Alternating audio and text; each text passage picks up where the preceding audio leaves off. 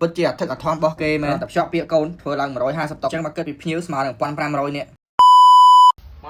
កចេញកូនក្នុងសឡុងទៅហ្នឹងកូនក្នុងសឡុងទៅហ្នឹងកូនក្នុងសឡុងទៅហ្នឹងដល់ពេលអញ្ចឹងទៅអត់យល់ពីគាត់ដែរហៅភ្ញៀវទៅគួយក្នុងសាឡុងអាម៉េចទេអត់យល់បណ្ដោយថាបងប្អូនបានចូលមើលរឿងហ្នឹងមិនតាន់បានចូលមើលទេកុំភ្លេចចូលទៅមើលទាំងអស់គ្នាហ្នឹងគឺថាបានចេញនៅក្នុងរឿងយើងហើយដល់ប្លង់នេះគឺថានិយាយចាប់ដើមឆ្ងល់តែនិយាយទេសូម្បីតែខ្ញុំក៏ឆ្ងល់ដែរចាស់កម្មវិធីបាននិយាយថាធ្វើ150ក៏ប៉ុន្តែពេលមកដល់គឺថាភ្ញៀវមាន3នាក់ឯគាត់មួយបែបចឹងវានិយាយជាមួយអាណាហ្នឹងអូឬក៏វានិយាយមួយចូលមកដល់ប្លង់នេះមកបងប្អូនបានមើលក្នុងរឿងដឹងតែសើចចប់ពោះហើយអេចប់មើល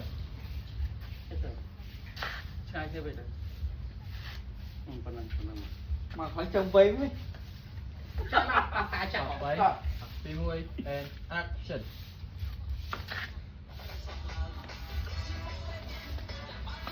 អូខេបងប្អូនសូមបិទសលេងវិញឯងអត់ហ៊ានបើកសលេងស៊ីនទេពីព្រោះខ្លាចចាប់កម្មសិទ្ធិបញ្ញាបាត់មកណាស់ចាចា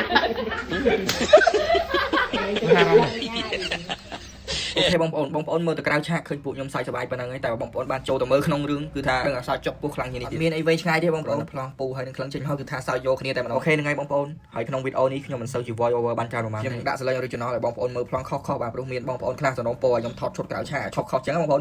action និយាយចឹងកូនខ្ញុំស្អាតប៉ុណ្ណេះហើយបានទៅដល់ថ្លៃប្រហែលបានថ្លៃប្រហែល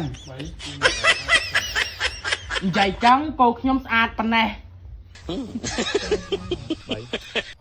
2 1 and action អាយហ្នឹងអាយណែអាចងដុសអាយមិននៅអាយទេវិញ